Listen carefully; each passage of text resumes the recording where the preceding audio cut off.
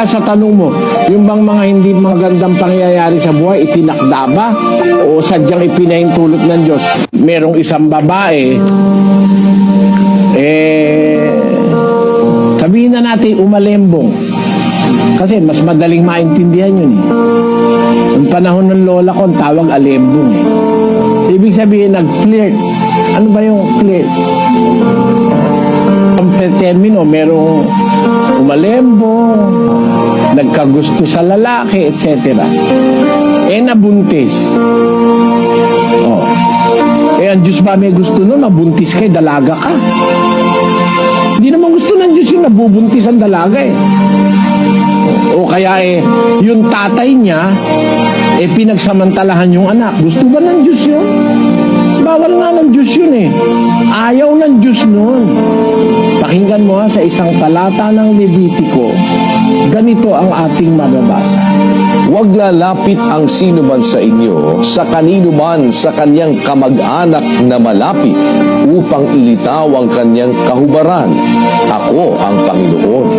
Ang kahubaran ng iyong ama o ang kahubaran ng iyong ina ay huwag mong ililitaw. Siya'y iyong ina, huwag mong ililitaw ang kahubaran niya. Ang kahubaran ng asawa ng iyong ama ay huwag mong ililitaw. Yaon nga'y kahubaran ng iyong ama. Ang kahubaran ng iyong kapatid na babae na anak ng iyong ama o anak ng iyong ina, maging ipinanganak sa sarili o sa ibang bayan, ay huwag mong ililitaw ang kahubaran nila.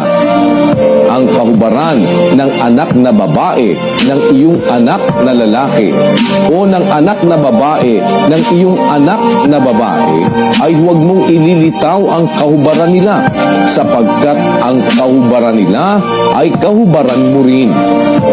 Ang kahubaran ng anak ng babae ng asawa ng iyong ama na naging anak sa iyong ama, siya'y kapatid mo. Huwag mong ililitaw ang kahubaran niya. Kita mo, bawal nga mag-asawa sa kamag-anak na malapit Bawal mag-asawa sa pamangkin mo, sa tiyahin mo, sa kamag-anak na malapit, sa anak mo. Merong magulang, nirape yung anak niya. Gusto ba ng Diyos yun? Bawal nga ng Diyos yun kapatid. Kaya sa tanong mo, yung bang mga hindi magandang pangyayari sa buhay, itinakda ba? O sadyang ipinahintulot ng Diyos? Hindi nga gusto ng Diyos yun.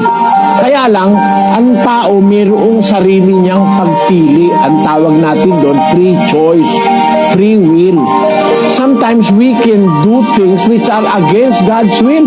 That's why we are going to answer for the penalty of our sin or our action.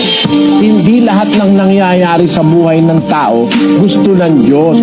Minsan nangyayari yung gusto mo.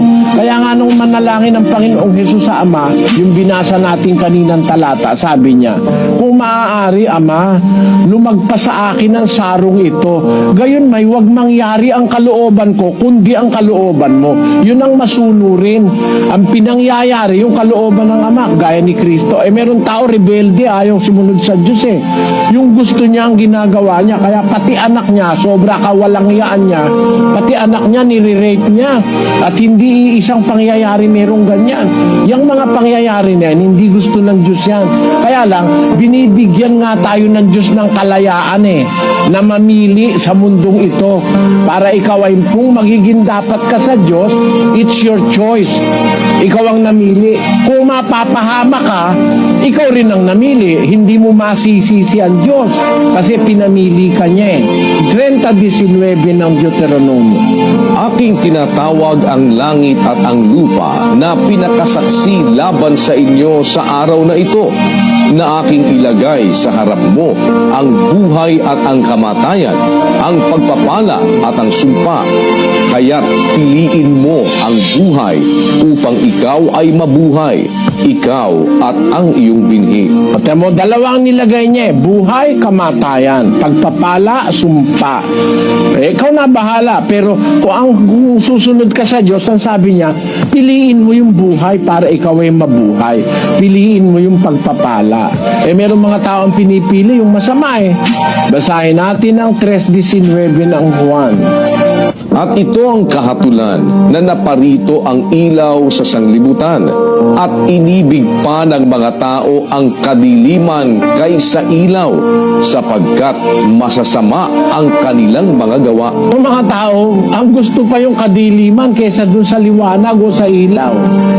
Kaya lang Panginoong Hesukristo dumating dito sa lupa, pinatay pa nila. Kita mo? Wala namang ginawang masama si Kristo, puro kabutihan ang ginawa. Nagpagaling ng mga may lumpo, mga bulag, pinadilat, kinakain ng mga tao, gumawa ng kung ano-ano kabutihan. Tapos pinatay pa ng mga tao. Di ba napakasasama ng mga tao na yun? Imbis na gantihan ng mabuti yung mabuti, ang ginanti masama.